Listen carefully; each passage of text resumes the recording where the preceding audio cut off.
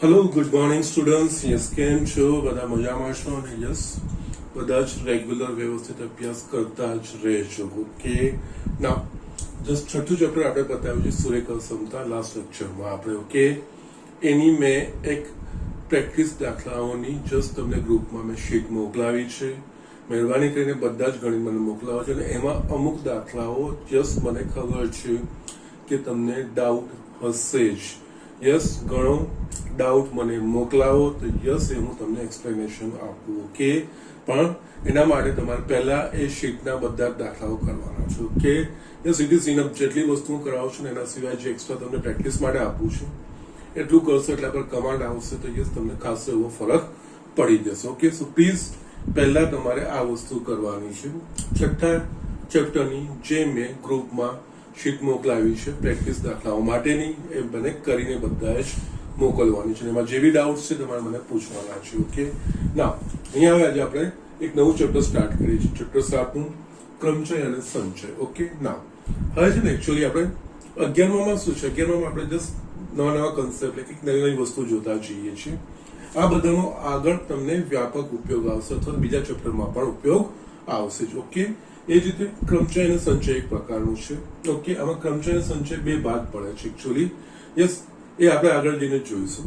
એટલે આ બધી વસ્તુઓ જોઈએ એના પહેલા એકચ્યુઅલી ક્રમચય અને સંચય એ આપણી આજુબાજુ જે ઘટનાઓ થતી હોય છે અને પ્રેક્ટિકલ વર્લ્ડમાં એને રિલેટેડ જ છે.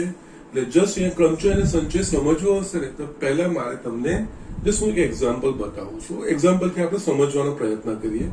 એના પછી પહેલા આ બંને વસ્તુ પર જતા પહેલા આપણે બીજી એક વસ્તુ જોવાની છે, એટલે કે અમુક ગણતરીના સિદ્ધાંતો એ જોવાનું છે. એટલે જસ્ટ એ બધી વસ્તુનું હું તમને એક્સપ્લેનેશન આપું, પછી આપણે ક્રમચય અને સંચય પર વન બાય વન જઈશું. ઓકે, જસ્ટ અહીંયા તમને એક એક્ઝામ્પલ આપું તો ધારો કે જસ્ટ આપણા કોમન છે, આપણી બુકમાં પણ એક્ઝામ્પલ આપ્યું છે.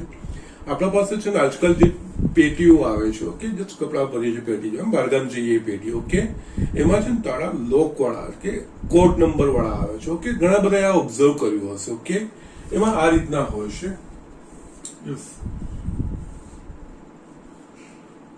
અહીંયા યસ, આ રીતે 3 અંકો હોય કે 4 અંકો હોય. ઓકે, એ રીતનો એક કોડ યસ આજકાલની બેગમાં તમને મળશે. જે પેટીઓ તમે જસ્ટ કપડા ભરવા માટેની જે છે એ વસ્તુ બ્રીફકેસ તમે બ્રીફકેસ કહી શકો છો અને સુટકેસ કહી શકો છો બેટા. ફાઇન, એમાં આ રીતના એક લોક હોય છે. ઓકે, એમાં એક કોડ વાળી હોય છે. ઓકે, એટલે એમાં 0 થી 9 નો કોઈ બી અંક આપણે એમાં યસ રાઉન્ડ હોય છે, કોઈ બી 0 થી 9 અંક ફેરવી શકો છો. ઓકે, નાઉ ધારો કે તમારા પાસે આવી એક બેગ છે અને એ બેગ કોઈ એક ચોક્કસ કોડથી કોઈ એક ચોક્કસ ક્રમમાં તમે આંકડા નાખશો એના પ્રમાણે જ ખુલશે, બાકી ખુલશે નહીં.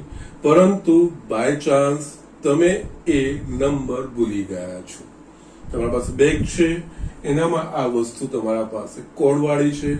યસ, તમે બાય ચાન્સ કોઈ નંબર, હા તમને એટલું છે, તમને એટલું યાદ રહી ગયું છે કે એનો જો પહેલો અંક છે ને, એટલે કે જસ્ટ 4 અંકો તો જસ્ટ પહેલો અંક 5 છે એટલું તમને યાદ હોય. યસ, અને અહીંયા બીજી વસ્તુ શું છે કે આનો જે કોડ બનતો હશે, કોડ એવો બનતો હશે કે જેમાં અંકોનું પુનરાવર્તન ના થતું હોય. ઓકે, એમ તો આ કોઈ બી 0 થી 9 કોઈ બી એક અંક અહીંયા આવી શકે છે, પણ જસ્ટ એ કોડ એ રીતનો હોય કે આમાં અંકોનું પુનરાવર્તન નથી થતું. એટલે કે જસ્ટ કોઈ એક જગ્યાએ વપરાઈ ગયો અંક તો એ પાછો વપરાય નહીં. એટલે કે 5 વપરાય ગયેલા 3 માંથી કોઈ જગ્યાએ 5 ના હોય, 5 સિવાય બીજો કોઈ અંક હોય. ઓકે, અને એ જ રીતે દરેક અંક માટે, દરેક સ્થાન માટે એ રીતનો કોડ એ બનતો હોય. ઓકે, સો જસ્ટ અહીંયા એક્ઝામ્પલ પર આવીએ તો જસ્ટ આ રીતની કોડ વાળી તમારા પાસે બેગ હોય. જસ્ટ એમાં 4 અલગ અલગ અંકો નાખીને એને 4 અલગ અલગ સંખ્યાઓ નાખીને 0 થી 9 માંથી કોઈ પસંદ કરીને એનો કોઈ કોડ ફિક્સ થતો હોય. બાય ચાન્સ તમે એનો કોડ ભૂલી ગયા છો, તમારે બેગ ખોલવી છે અને જસ્ટ તમને એટલું યાદ છે કે આ પ્રથમ સ્થાન જે અંક હતો કોડનો એ 5 છે, તો જસ્ટ બાકીનું શું કરવું જોઈએ, તમે ફટાફટ યસ અલગ અલગ અંકો કરીને આખું લિસ્ટ બનાવશો. જો આ રીતે તમે લિસ્ટ બનાવશો તો 3 અંકો છે અને એમાં પુનરાવર્તન ના થાય એવી સંખ્યાઓ તમારે જોઈએ. ઓકે, તો આ જે પ્રોસેસ થશે એ જસ્ટ કરી શકશો, પણ ખૂબ જ લાંબો અને કંટાળાજનક થશે. યસ, તમે એક પોઈન્ટે કંટાળી જશો. ઓકે, તો અહીંયા આપણે આ ચેપ્ટરમાં આ જ વસ્તુ ભણવાની છે કે જસ્ટ જો આ હોય, જો આ 3 સ્થાનમાં મારે આનું પુનરાવર્તન ના થતા હોય તો કેટલી સંખ્યાઓ મળી શકે. યસ, ડાયરેક્ટલી એ વસ્તુ આપણે મેળવી શકીએ. ઓકે, એટલે કે પુનરાવર્તન ના થતા એવા કેટલા અંકો આપણે મેળવી શકીશું એ ડાયરેક્ટ આપણે ગણતરી કરીને મેળવી. તમારે જસ્ટ ફિઝિકલી એક પછી એક રીતે લખીને ગણતરી કરવાની નથી. એટલે મૂળભૂત રીતે અહીંયા આપણે શું કરવાનું છે, અહીંયા ગણતરીઓ કરવાની છે. ઓકે, તો જસ્ટ અહીંયા ગણતરીની વાત આવે છે. જસ્ટ આખું ચેપ્ટર ગણતરીના સિદ્ધાંતો પર આધારિત છે. પણ અહીંયા ગણતરી એટલે કે આપણે જે આંગળીના વેડે ગણતા હતા એ ગણતરીઓ નહીં, પરંતુ યસ એક અલગ પ્રકારની ગણતરીઓ કરવાની છે. તો યસ એ મૂળભૂત બીજું અહીંયા કઈ જ નથી ગણતરી. એટલે અહીંયા આપણે પહેલા તો બે ગણતરીના મૂળભૂત સિદ્ધાંતો છે એ સમજવાના. કેમ? તો જસ્ટ મેં તમને અહીંયા સમજાવ્યું એ પ્રમાણે આ એક એક્ઝામ્પલ મેં લીધું. એ એક્ઝામ્પલમાં જસ્ટ મેં તમને બતાવ્યું કે અંકોનું પુનરાવર્તન કર્યા વગર એક ચોક્કસ કોડ બનાવવાનો. એ ચોક્કસ કોડ બને પછી જ મારી બેગ કે પેઢી ખુલે, બાકી ખુલે નહીં. હું ભૂલી ગયો, પ્રથમ અંકોને યાદ હોય તો બાકીના 3 માટે આખું લિસ્ટ બનાવવા બેસીએ, અલગ અલગ અંકોનું કે પુનરાવર્તન ના થતું હોય એ રીતના, તો યસ બનશે ખરું, પરંતુ એ પ્રોસેસ એ પ્રક્રિયા ખૂબ જ લાંબી અને કંટાળાજનક બનશે. તો આ વસ્તુઓ આપણે ડાયરેક્ટલી કઈ રીતે કેટલા અંકો આવે, કેટલી સંખ્યાઓ શક્ય બને એવું જો ડાયરેક્ટલી તમારે જો જોઈતું હોય તો આપણે જસ્ટ આ ચેપ્ટર થ્રુ આ વસ્તુ મેળવી શકીશું. એટલે કે જસ્ટ મેં તમને એ જ કીધું કે આ ચેપ્ટર એ આપણી આજુબાજુ જે ઘટનાઓ થઈ રહી છે એને રિલેટેડ છે. એટલે આમાં ઘણી બીજી બધી વસ્તુઓ પણ આવી શકે છે. ઓકે, તો અહીંયા જસ્ટ એકચ્યુઅલી ગણતરી એ વસ્તુનું જ આપણે ભણવાનું છે. ઓકે, ગણતરીનું ભણવાનું છે. યસ, એના માટે પહેલા ગણતરીના 2 મૂળભૂત સિદ્ધાંતો મારે તમને સમજાવવા છે. અને યસ, ગણતરીના મૂળભૂત સિદ્ધાંતો સમજાવું એના પહેલા હું એક દાખલા તરીકે એક્ઝામ્પલ લઈ લઉં છું કઈ રીતે. ઓકે, તો જસ્ટ અહીંયા એને સમજીશું, પછી એને અનુરૂપ ગણતરીના મૂળભૂત સિદ્ધાંતો લખીશું. ઓકે, ધારો કે યસ 3 પેન, ઓકે, અને હજુ બી અહીંયા સ્પેસિફિક લખું 3 બોલ પેન,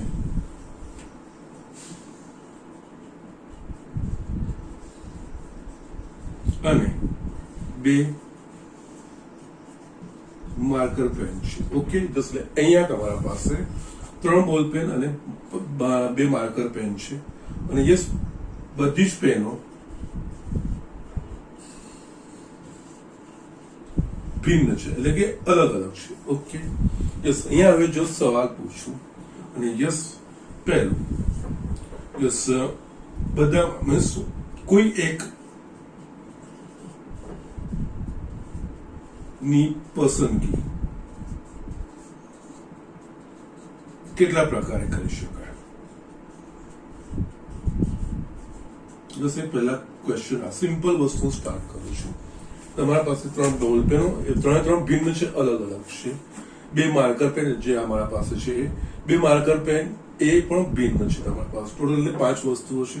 એમાંથી કોઈ એકની પસંદગી કેટલા પ્રકારે કરી શકાય, કેટલા પ્રકારે વસ્તુ કરી શકીશું. ઓકે, તો અહીંયા આપણે જોઈશું. અહીંયા જસ્ટ પેન ને 3 પેન છે ને 3 ભિન્ન છે, 3 ભિન્ન પેનને હું નામ આપી દઉં છું. ઓકે, અહીંયા બોલ પેન 3 છે એને નામ આપી દઉં છું કે P1, P2 ને P3. યસ, એટલે અહીંયા જસ્ટ આપણે એને અલગ અલગ છે, ભિન્ન છે, આપણે રીતે ઓળખી શકીએ. ઓકે, અને એ જ રીતે માર્કર પેનને પણ હું 2 નામ આપી દઉં છું.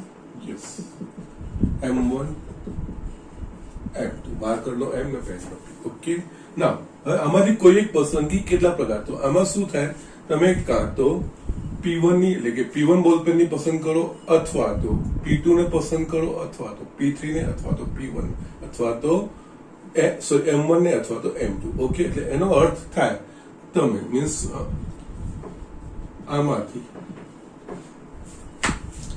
જસ્ટ પહેલા હું આ બધું જસ્ટ લખું છું, જસ્ટ પછી છેલ્લે આપણે આવીશું. ઓકે, આમાંથી યસ કોઈ એક પસંદગી માટે P1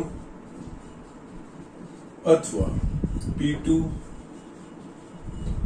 અથવા P3 અથવા M1 અથવા M2 પસંદ કરી શકાય.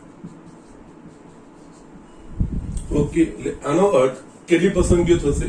1, 2, 3, 4, 5. એટલે યસ, પસંદગીઓ કુલ એટલે શું થયું? બીજું કઈ નહીં, આ બંનેનો સરવાળો. આ 3 છે મારા પાસે અને આ 2 છે. ઓકે, તો યસ એટલે કે કુલ પસંદગીઓ કોઈ એક મારે પસંદ કરવાનો છે. કુલ પસંદગીઓ યસ કોઈ એક પસંદગી કરવાના પ્રકાર એટલે કેટલા પ્રકાર આપણે કરી શકીએ. કોઈ એક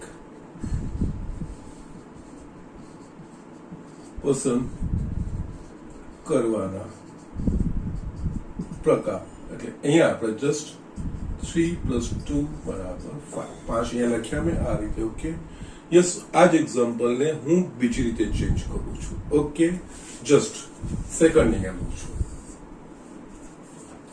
યસ એક બોલ પેન અને એક માર્કર પેન કેવી રીતે પસંદ કરી શકાય. એક બોલ પેન અને એક માર્કર પેન કેટલા પ્રકારે પસંદ કરી શકાય.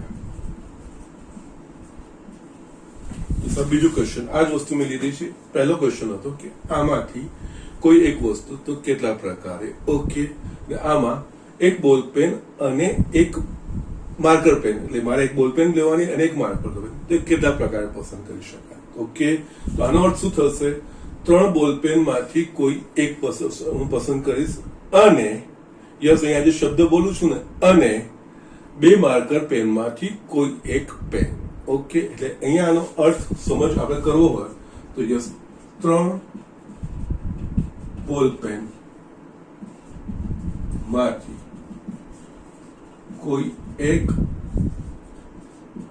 અને યસ 2 માર્કર પેન માંથી કોઈ એક. ઓકે, નાઉ 3 બોલ પેન માંથી કોઈ એક એટલે કે P1 અથવા P2 અથવા P3 અને 2 માર્કર પેન માંથી એટલે M1 અથવા M2. ઓકે, જસ્ટ અહીંયા જસ્ટ હું જે લખતો જોઉં છું એ જસ્ટ ધ્યાનથી જોજો. યસ એટલે કે આ 3 બોલ પેન માંથી એટલે કે P1 અથવા P2 અથવા P3 અને M1 અથવા M2.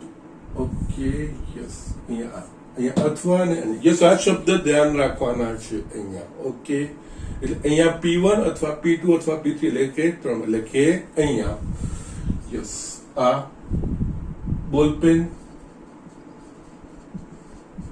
3 પ્રકારે અને માર્કર પણ 2 પ્રકારે. યસ યસ હવે આપણે જસ્ટ પ્રેક્ટિકલી જોઈએ તો જસ્ટ કઈ રીતનું આવે તો જસ્ટ જો અહીંયા P1 ધારો કે હું P1 બોલ પેન પસંદ કરું તો યસ એની સાથે એક માર્કર પેન M1 અથવા તો M2 પસંદ થાય. P2 પસંદ કરું પેન તો એના સાથે માર્કર M એટલે અહીંયા જો લખું તો P1 P2 P3 3 માંથી કોઈ એક પેન. જો P1 પસંદ થઈ હોય તો યસ માર્કર પેન M1 અથવા તો M2 પસંદ થાય. યસ એ જ રીતે P2 પસંદ થઈ ગયો તો એના સાથે અગેન 2 માંથી કોઈ એક માર્કર પેન એટલે કે M1 અથવા તો M2. યસ એ જ રીતે અહીંયા M1 M2. ઓકે, આનો અર્થ થાય P1 પેન અને M1 માર્કર અથવા P1 pen M2 marker, P2 pen M1 marker, P2 pen M2 marker, P3 pen M1 marker અને P3 pen M2 marker. Okay, કેટલી પસંદગીઓ થઈ 1 2 3 4 5 6. ઓકે, એટલે અહીંયા કુલ પસંદગીઓ બરાબર 6. 6 એ બીજું કઈ નથી 3 ગુણ્યા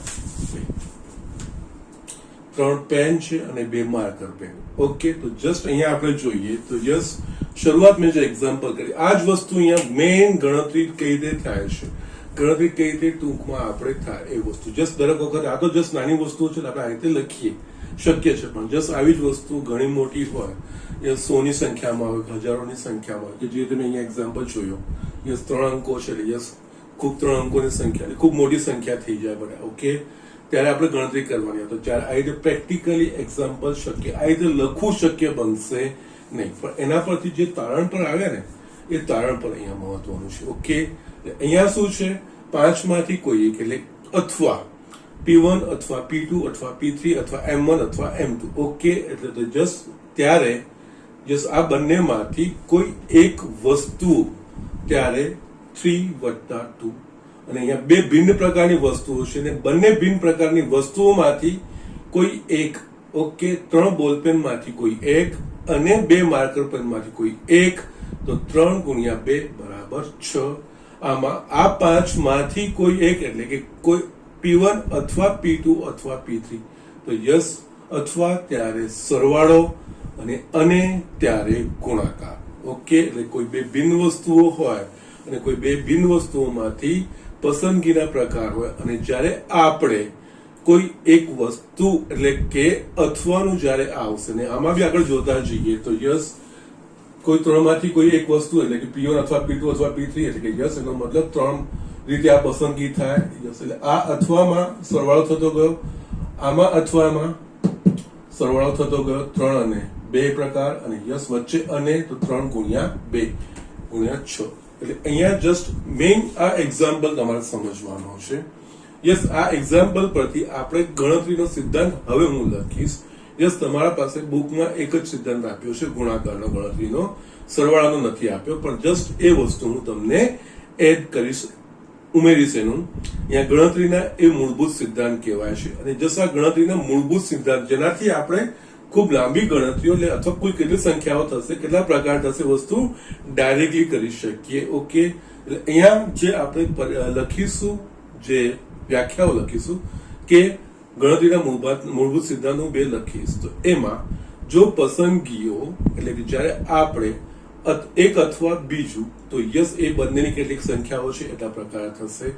એક અને બીજું એ બંને એક સાથે કરવાનું છે. ઓકે, તો યસ, કારણ કે આમાં એક બોલ પેન અને એક માર્કર પેન, આ બે વસ્તુ, અને જ્યારે આમાં પ્રથમ કિસ્સામાં આમાંથી કોઈ એક, એટલે P1 બોલ પેન P1 P અથવા P2 અથવા P3 અથવા યસ, એટલે જ્યારે આવી રીતે અથવા આવે ત્યારે આપણે સરવાળો કરવાનો, અને જ્યારે આવી રીતે અને આવે ત્યારે એટલી ઘટનાઓનો ગુણાકાર કરવાનો. ઓકે, સો જસ્ટ આ રીતે તમે કરી શકો છો. આ જ એક્ઝામ્પલને તમે જસ્ટ એક્સટેન્ડ પણ કરી શકો છો. સપોઝ તમારા પાસે બોલ પેન, માર્કર પેન છે, ઓકે, હજુ બી તમે જસ્ટ કોઈ એડ કરવું હોય તો જસ્ટ ઇન્ક પેન, તમારા પાસે 5 ઇન્ક પેન છે. ઓકે, તો જસ્ટ એમાંથી કોઈ એક પસંદગી કરવાની છે, 3 + 2 + 5, તો યસ, 3 નો સરવાળો 10 માંથી કોઈ એક, બધી જ ભિન્ન છે, તો એ 10 રીતે, પરંતુ ત્રણેયમાંથી એક એક પસંદ કરવાનું છે, એટલે કે કોઈ પણ એક બોલ પેન, કોઈ પણ એક માર્કર પેન, અને કોઈ પણ એક ઇન્ક પેન, અને ઇન્ક પેનની સંખ્યા 5 હોય, તો 3 × 2 × 5, ઓકે, 6 × 5 = 30 પ્રકારે એ વસ્તુ આપણે પસંદ કરી શકીએ છીએ. ઓકે, સો જસ્ટ અહીંયા આ જે વર્ડ છે ને, અથવા અને બીજો વર્ડ છે અને, ઓકે, એ બે વસ્તુનો અર્થ સમજવાનો, એ પ્રમાણે જસ્ટ આપણે લખતા જઈએ તો એનું કેવી રીતે આપણે લખાશે. ઓકે, સો જસ્ટ આ વસ્તુ લખી, અને જસ્ટ તમે ગમે એટલી સંખ્યા માટે, 2 છે અહીંયા, 2 કરતા વધારે વસ્તુઓ હોય એના માટે બી આને એક્સટેન્ડ તમે કરી શકો છો, પણ જ્યાં અથવા આવશે ત્યાં સરવાળો થશે, અને આ શબ્દોમાં થોડું કમાન્ડ રાખવાનો છે, ત્યારે એટલી સંખ્યાઓનો ગુણાકાર, એટલે કે જે ઉપલબ્ધ પસંદગીઓ હશે એમનો ગુણાકાર થશે. ઓકે, સો જસ્ટ રાઇટ ડાઉન. આના પરથી આપણે ગણતરીના મૂળભૂત સિદ્ધાંતો 2 મારે લખવાના છે, એ હું તમને બતાવું છું. યસ સ્ટુડન્ટ, અહીંયા હું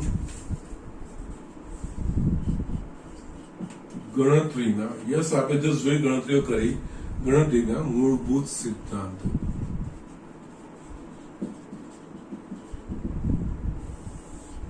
એમાં પહેલું સરવાળાનો સિદ્ધાંત.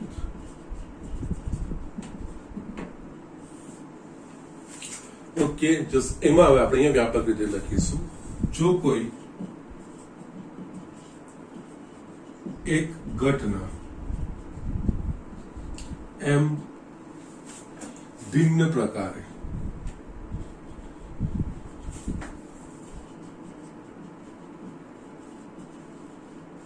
ઉદ્ભવે અને બીજી કોઈ ઘટના એન ભિન્ન પ્રકારે ઉદ્ભવે તો આ બે પૈકી કોઈ એક ઘટના એટલે ઘટના એમ ઉદ્ભવે અથવા તો ઘટના એન ઉદ્ભવે આ બે કોઈ એક ઘટના ઉદ્ભવવાના કુલ પ્રકાર m plus n. Okay, just આપણે એક્ઝામ્પલમાં આપણે જસ્ટ હમણાં જ આપણે એક્ઝામ્પલ જે જોયું એમાં ત્રણ આપણા પાસે બોલપેન હતી, બે માર્કર પેન હતી. જસ્ટ આ બંનેમાંથી કોઈ એકની પસંદગી. ઓકે, એટલે બંનેમાંથી કોઈ એક અહીંયા ઉદ્ભવ ઘટના જે અહીંયા મેં વ્યાપક રીતે લખ્યું છે, અહીંયા બોલપેન અને મેં માર્કર પેનની વાત કરી. એની જગ્યાએ શર્ટ, પેન્ટ આવી ઘણી બધી વસ્તુઓ આવી શકે. યસ, અંકો બી આવી શકે, 1 2 3 4 5 આવી રીતે અંકો પણ આવી શકે. એટલે ઘણી બધી વસ્તુ અહીંયા આપણે વ્યાપક રીતે ઘટના લખી છે કે યસ જે એક્ઝામ્પલ પ્રમાણે ઘટના થતી હોય એ વસ્તુની આપણે લેવાની. ઓકે, અને એમાં બીજું આમાં પણ આગળ કોઈ ત્રીજી ઘટના પી પ્રકારે ઉદ્ભવે છે. ત્રણમાંથી કોઈ એક ઘટના ઉદ્ભવવાનો પ્રકાર તો યસ એ m plus n plus p એ આગળ તમે એક્સટેન્ડ કરી શકો છો. ગુણાકારનો સિદ્ધાંત.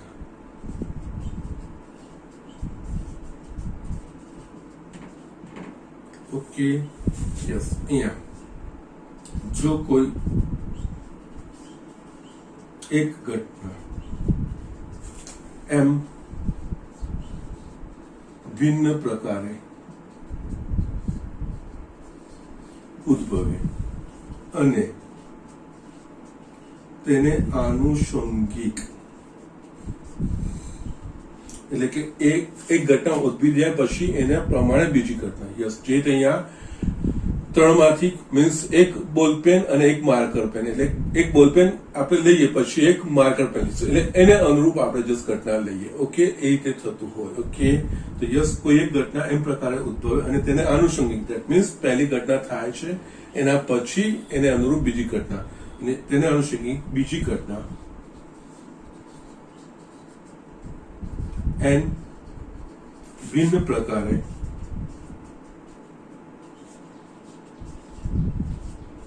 ઉદ્ભવે તો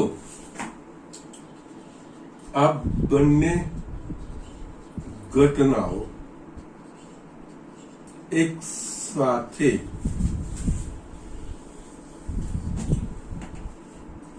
ઉદ્ભવે તેના પ્રકાર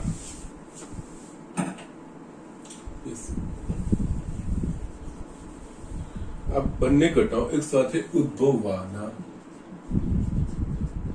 પ્રકાર m into n.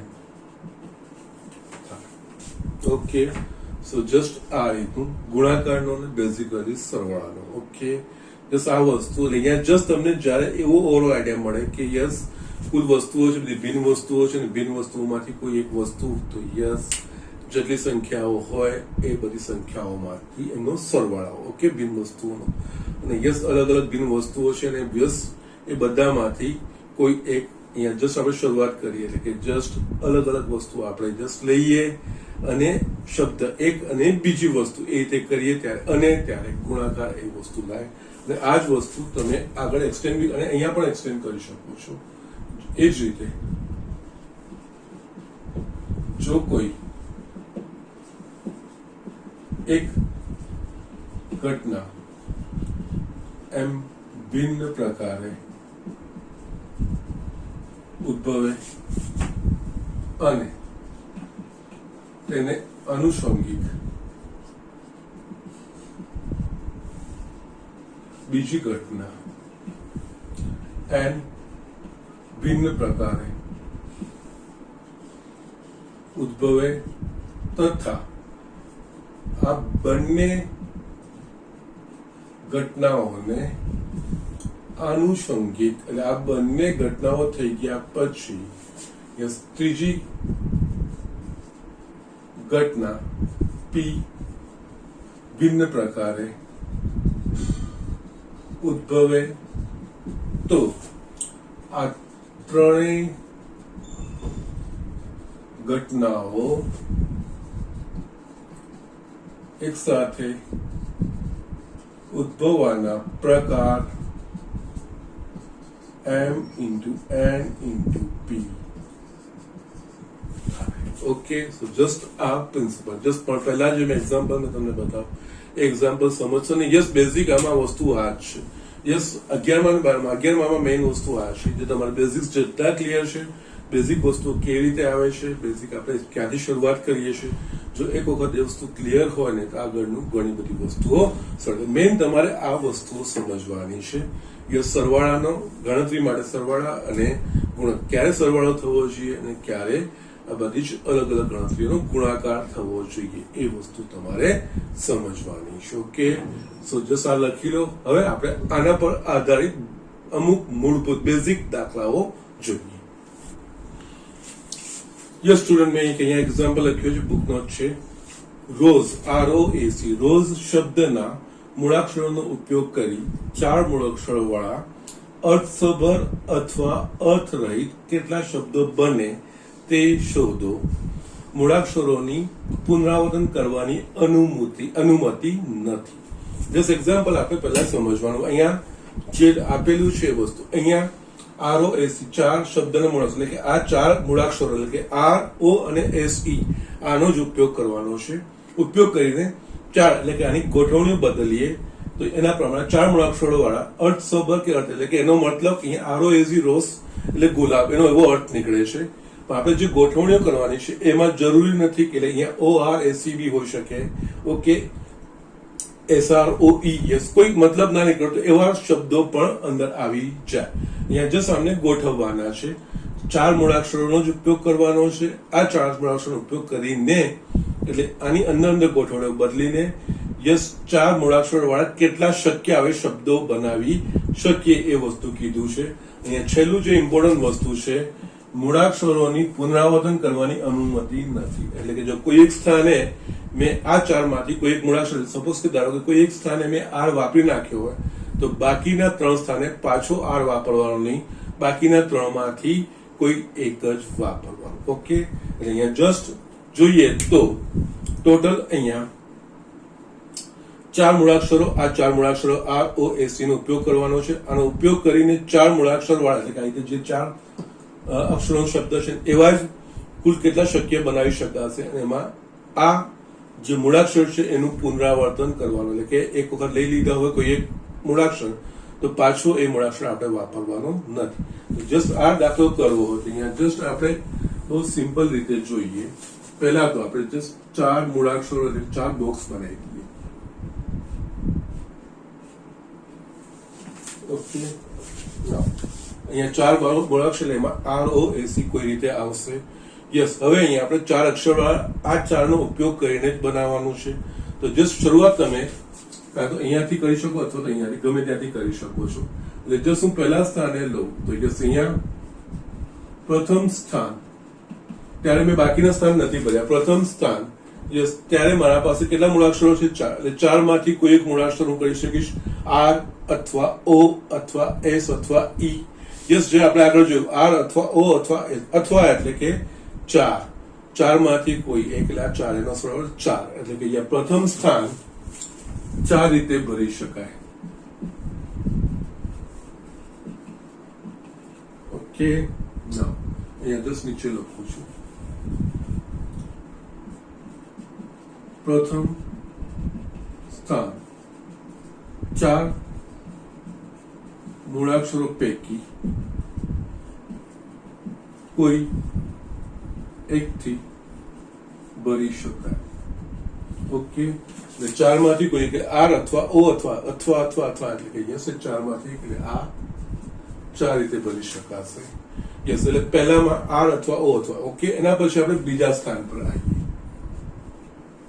યસ, હવે શું થશે કે આ 4 માંથી કોઈ એક અક્ષર મેં અહીંયા લખી દીધો હશે. સપોઝ ધારો કે અહીંયા હું R લખું છું તો હવે બીજું સ્થાન ભરવા માટે, કારણ કે અહીંયા મૂળાક્ષરનું પુનરાવર્તન નથી કરવું એટલે R આવી ગયો એટલે બાકીના 3 સ્થાનમાં ક્યાંક R આવવો જોઈએ.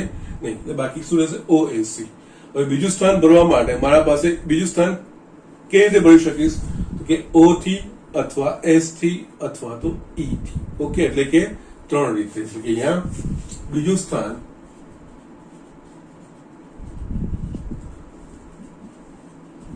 બાકીના,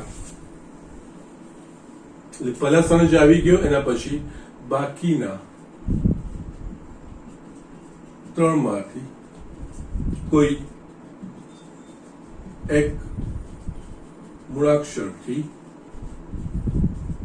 ભરી શકાય. એટલે જસ્ટ આમાં પસંદગીઓ તો કે બાકીના 3 માંથી કોઈ એક, એટલે કે અથવા તો O અથવા S અથવા E અથવા એટલે કે 3 માંથી એક. એ જ રીતે અહીંયા 2 પતિ, અને સપોઝ અહીંયા આમાંથી બીજો 2, એટલે 2 આવી ગયા, એટલે આમાંથી કોઈ 2 મૂળાક્ષર અહીંયા ગોઠવાઈ ગયા હશે. હવે જે મારે ત્રીજા સ્થાને ભરવાનું છે, તો યસ ત્રીજા સ્થાનમાં ભરવા માટે મારા પાસે ઉપલબ્ધ કેટલા હશે? તો કે બાકીના 2, એટલે 2 માંથી કોઈ એક હતા. યસ, એટલે અહીંયા એ જ રીતે ત્રીજું સ્થાન, કારણ કે પહેલું બીજું સ્થાન ભરાઈ ગયું છે. યસ, એમાં અમારા 2 મૂળાક્ષર ગોઠવાઈ ગયા છે, એનું પાછું આપણે પુનરાવર્તન નથી કરતા. એટલે કે ત્રીજું સ્થાન બાકીના 2 માંથી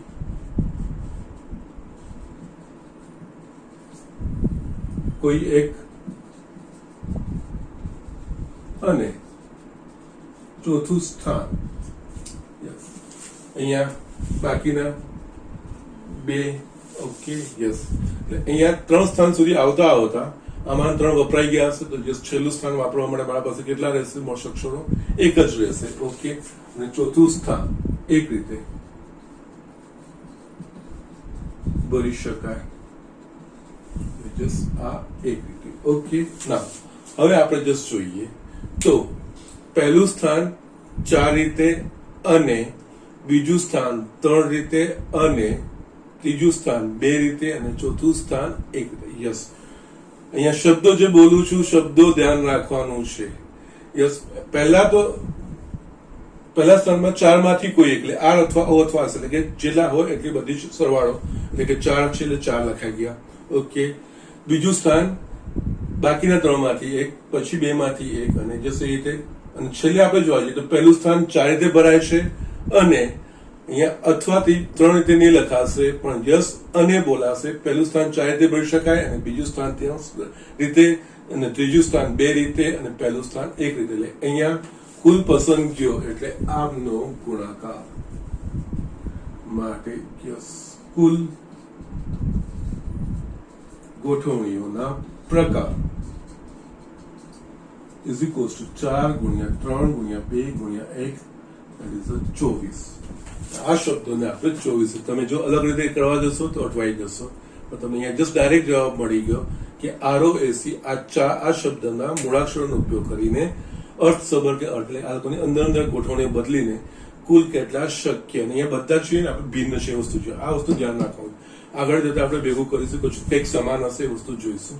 અહીંયા બધા જ ભિન્ન છે, એટલે ROAC બધા જ ભિન્ન છે. યસ, અહીંયા ભિન્ન હોવું જોઈએ એ વસ્તુ જોવાની છે, અને પુનરાવર્તન ના થવું છે. એટલે કોઈ એક સ્થાનમાં કોઈ એક મૂળાક્ષર વાપર્યો તો બીજા સ્થાને એ મૂળાક્ષર આવવો જોઈએ નહીં. એટલે જસ્ટ ત્યાં પસંદગીઓ આપણે ઓછી થતી જશે. ઓકે, તો એ રીતે કુલ 24. અને આમાં બીજું, જો પુનરાવર્તનની અનુમતિ હોય તો, પુનરાવર્તનની અનુમતિ હોય એટલે એનો અર્થ કે યસ 4 સ્થાનમાં આપણે O વાપરી શકીશું, S વાપરી શકીશું, R વાપરી શકીશું. યસ, પુનરાવર્તન એટલે કે જસ્ટ આમાંથી 4 સ્થાનમાં આપણે એક સરખા શબ્દો પણ વાપરી શકીએ છીએ. તો એનો અર્થ શું થશે? જો પુનરાવર્તનની અનુમતિ હશે તો અહીંયા પણ 4 માંથી કોઈ એક, આમાં પણ 4 માંથી કોઈ એક. જસ્ટ પુનરાવર્તન એટલે કે યસ આ શબ્દોને આપણે પાછો બીજા સ્થાને પણ કોઈ એક R લીધો છે, કોઈ જસ્ટ એક્ઝામ્પલ પૂરતું, જો પહેલા સ્થાને R લીધો તો યસ બીજા સ્થાને પણ લખી શકું, ત્રીજા સ્થાને પણ. એ ઉપલબ્ધ પસંદગીઓ ઉપલબ્ધ હશે ત્યારે એ પુનરાવર્તન સાથે કહેવાશે. ઓકે, તો યસ અહીંયા આપણે લખી શકીએ નોટ. અહીંયા જો પુનરાવર્તનની અનુમતિ હોય તો કુલ પ્રકાર, એ વસ્તુમાં શું થઈ જશે? અહીંયા બી 4 માંથી કોઈ એક, 4 માંથી કોઈ એક, 4 માંથી કોઈ એક. યસ, પુનરાવર્તન એટલે કે આ થશે 4 ગુણ્યા 4 ગુણ્યા 4 ગુણ્યા 4, 16 નો વર્ગ 256 પ્રકાર. યસ, આ શબ્દો ધ્યાન રાખવાના છે. પુનરાવર્તન સાથે છે કે પુનરાવર્તન વગર છે એ વસ્તુ. ઓકે. યસ, પુનરાવર્તન વગરમાં કોઈ એક વસ્તુ, એક જગ્યાએ કોઈ એક વસ્તુ ઘટના બની જાય પછી એ ઘટનાને, અથવા તો અહીંયા ઘટનાને હું વ્યાપક રીતે બોલું છું, અહીંયા મૂળાક્ષરનો એક્ઝામ્પલ આપ્યો છે, એટલે કોઈ એક સ્થાનમાં કોઈ એક મૂળાક્ષર વાપર્યો તો એ પુનરાવર્તન વગરમાં બીજે એ ઉપલબ્ધ નહીં હોય, એ પસંદગી ઓછી થતી જશે.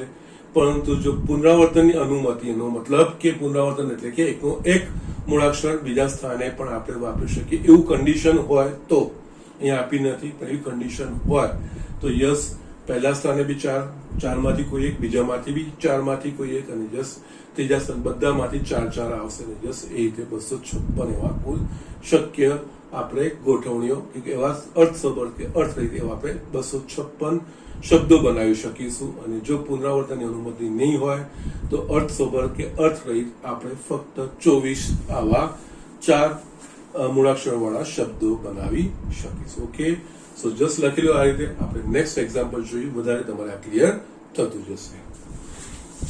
યસ સ્ટુડન્ટ, મેં અહીંયા એક એક્ઝામ્પલ લખ્યો છે.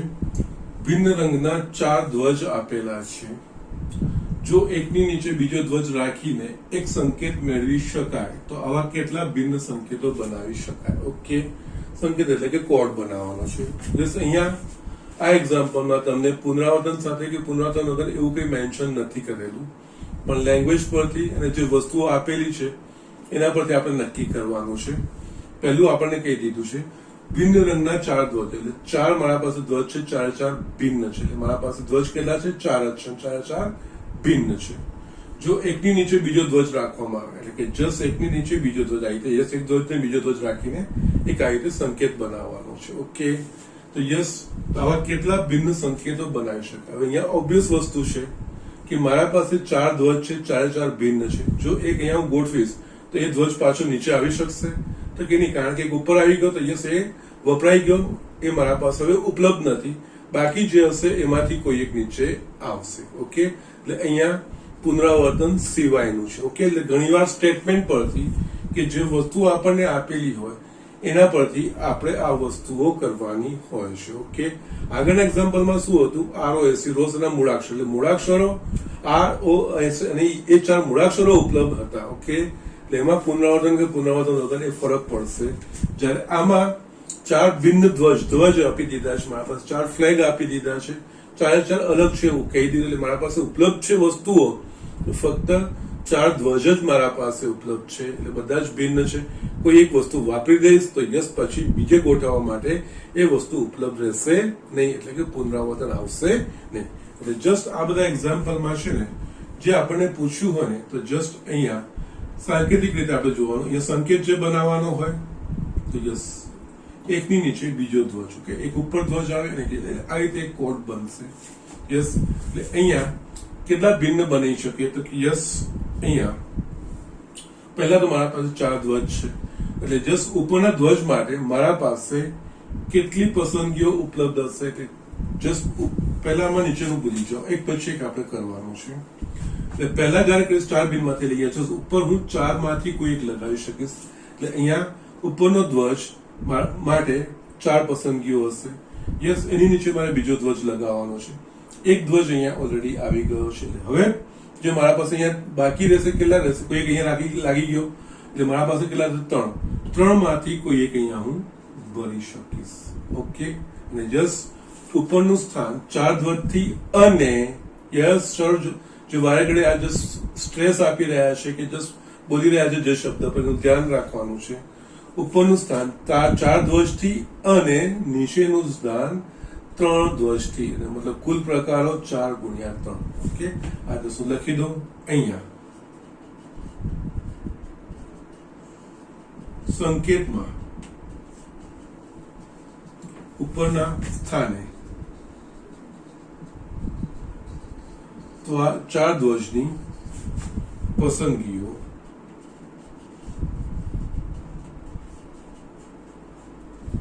ઉપલબ્ધ હોય, એટલે કે ઉપર આપણે 4 માંથી કોઈ એક, એટલે 4 રીતે આપણે જસ્ટ અલગ અલગ ધ્વજ લગાવી શકીશું. પણ અહીંયા કોઈ એક લગાવી દીધો તો પછી નીચે, ઓકે, તથા નીચેના સ્થાને યસ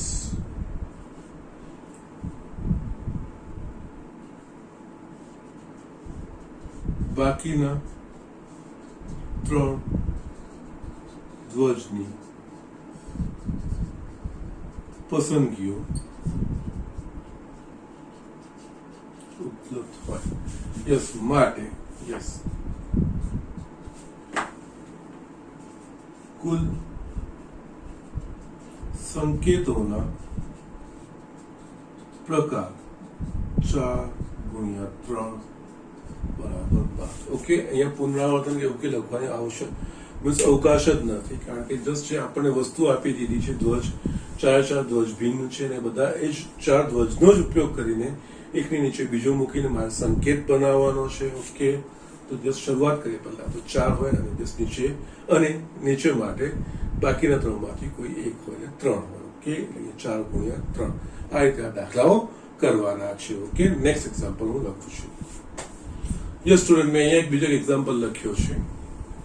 1, 2, 3, 4, 5 અંકોનો ઉપયોગ કરીને 2 અંકોની કેટલી યુગ્મ સંખ્યાઓ બનાવી શકાય?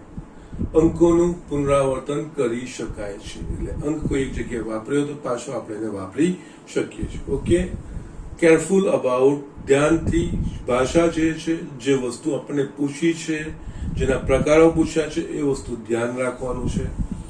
અહીંયા 1, 2, 3, 4, 5 અંકોનો ઉપયોગ એટલે કે અહીંયા આપણે જે વાપરવાની છે ફક્ત 1, 2, 3, 4 કે 5 આમાંથી કોઈ એક અંક વાપરવાનો છે. ઓકે, 2 અંકોની એટલે આમાંથી પાછી 5 અંકોની એક સાથે 5 અંક વાળીની 2 અંકોની. યસ, 2 અંકોની એટલે કે 10 આપણને ખબર છે 10 થી 99 માંડીને એ 2 અંકોની કહેવાય. ઓકે, ના કરીને 2 અંકોની કેટલી યુગ્મ સંખ્યાઓ બનાવી શકાય? અંકોનું પુનરાવર્તન કરી શકાય છે. અને અહીંયા બીજું કીધું છે યુગ્મ સંખ્યાઓ. ઓકે, એટલે પહેલા તો અહીંયા જે શરૂઆત કરવાની હોય આ રીતે જે લખીએ છીએ એ સાંકેતિક રીતે 2 અંકોની એટલે 2 અંકોને આપણે જસ્ટ લખીએ આ રીતે. આ એકમના સ્થાનનો અંક અને આ દશકના સ્થાનનો અંક. ઓકે, ના હવે જસ્ટ આગળના દાખલાઓમાં શું હતું કે અહીંયા ઉપરનો ધ્વજ કે પછી નીચેનો ધ્વજ હતો. નીચેનો ધ્વજ પહેલા પસંદ કરું તો ઉપરનો ક્રમનો વાંધો નતો. અહીંયા આપણે જોઈશું અને આપણે એના આગળના એક્ઝામ્પલમાં પણ ROSC માં યસ પહેલા સ્થાને બીજા અથવા તો આ બાજુ શરૂઆત કરતા તો પણ એટલો કોઈ પ્રોબ્લેમ ના આવતો.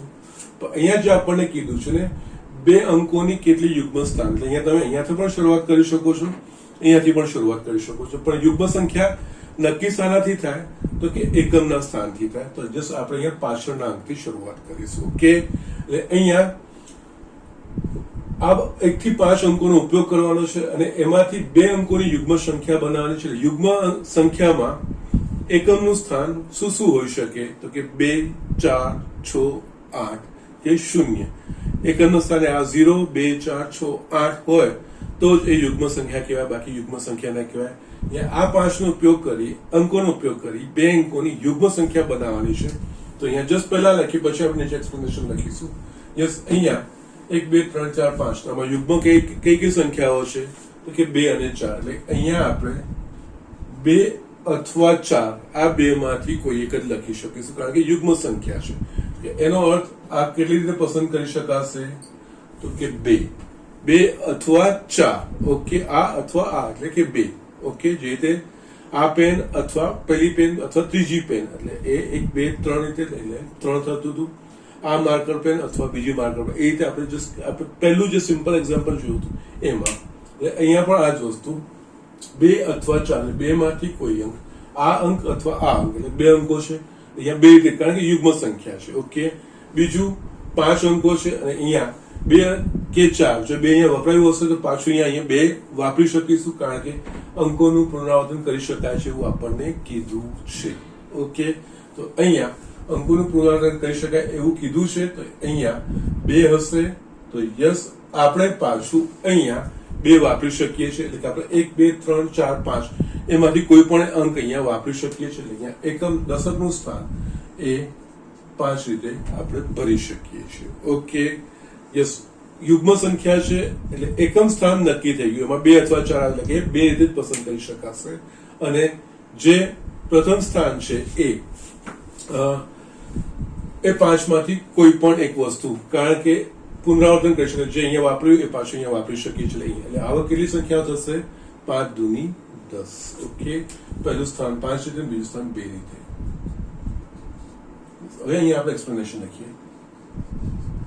અહીંયા યસ, 2 અંકોની યુગ્મ સંખ્યામાં એકમનું સ્થાન 2 અથવા અંક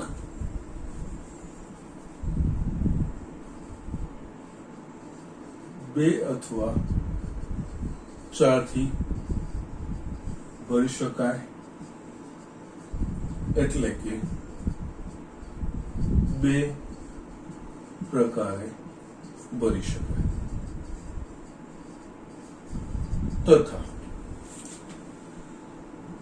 2 અંકોની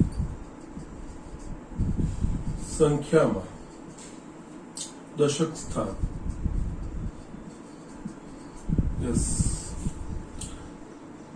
5 માંથી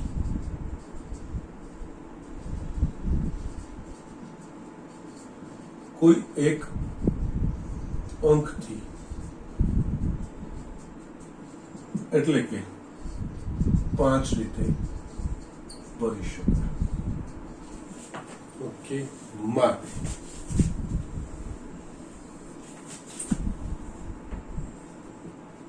2 અંકોની કુલ યુગ્મ સંખ્યાઓ ઇઝ ઇક્વલ્સ ટુ 5 ગુણ્યા 2 ઇઝ ઇક્વલ્સ ટુ 10. આ વસ્તુ આપણે લખી શકીશું. યસ, હવે આમાં હું ઉમેરું છું, અંકનું પુનરાવર્તન કરી ન શકાય, અંકોના પુનરાવર્તનની અનુમતિ નથી. યસ, અહીંયા નોટ. જો અંકોના પુનરાવર્તનની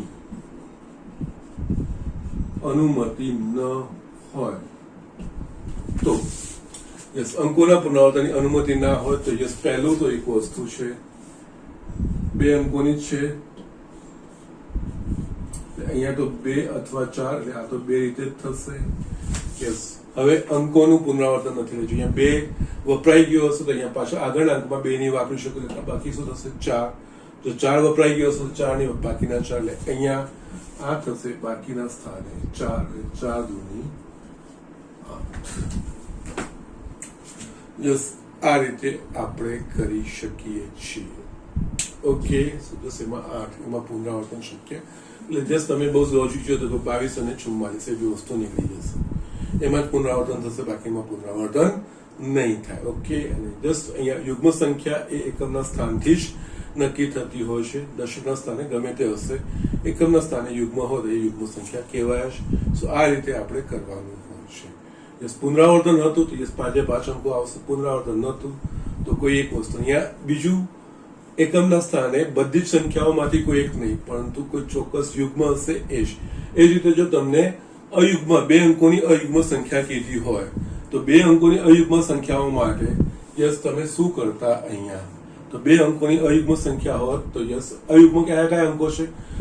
2 અંકોની અયુગ્મ સંખ્યા ક્યારે કહેવાય? તો કે જ્યારે એકમના સ્થાને અયુગ્મ અંક હોય ત્યારે. અહીંયા અયુગ્મ અંકો કયા છે? 1, 3 અને 5. તો એ કિસ્સામાં આપણે 1, 3 એટલે કે આ 3 રીતે ભરી શકતા, અને આ 5. જો પુનરાવર્તન આવડતું હોત તો 5. 5 ગુણ્યા 3 15 એવી સંખ્યાઓ બની શકતી. અને જો પુનરાવર્તન ની અનુમતિ ના હોત તો અહીંયા 3. ઓકે, અને યસ 3 માંથી કોઈ આવી જશે 4. 4 દૂની 4 તારીખ 12, કારણ કે જસ્ટ 1 આવે તો બાકીના 4 માંથી કોઈ એક, 3 આવી ગયો તો બાકીના 4 માંથી યસ, એ બધું જ થતું. આ 3 રીતે ભરી શકાતું. અહીંયા જયારે હું અયુગ્મની વાત કરી રહ્યો છું 3 અને અહીંયા બાકી 4, એટલે 4 તારીખ 12 રીતે એ રીતે આપણે કરી શકીએ. જો જસ્ટ જે રીતનું એક્ઝામ્પલ આપેલું હોય, પુનરાવર્તન છે કે નહીં એ વસ્તુનું ધ્યાન રાખવાનું, યુગ્મ છે કે અયુગ્મ એ વસ્તુનું ધ્યાન રાખવાનું. અને એના પ્રમાણે પછી જમણી બાજુથી અમુક એક્ઝામ્પલોમાં આપણે ગમે ત્યાંથી ડાબી બાજુથી જમણી બાજુ ગમે તે રીતે શરૂઆત કરી શકીએ છીએ, પરંતુ જસ્ટ કોઈ એક સંખ્યા એકમના સ્થાનથી ઓળખાતી હોય કે એનાથી એકમના સ્થાનથી અલગ તારવી શકાતી હોય, એની કોઈ વિશિષ્ટ આપણને શરત આપણને આપી હોય તો જસ્ટ આપણે જમણી બાજુથી શરૂઆત કરવી જોઈએ. એમાં કેટલી શક્ય આવશે, બાકીના સ્થાનમાં કેટલા આવશે એ વસ્તુનું આપણે ધ્યાન રાખવાનું હોય. ઓકે, સો જસ્ટ આ બેઝિક એક્ઝામ્પલ હશે, મેં શરૂઆત કરી હતી આના પર જ આધારિત છે ને. યસ, 3 અંકોની કેટલી સંખ્યા બનાવી શકાય એ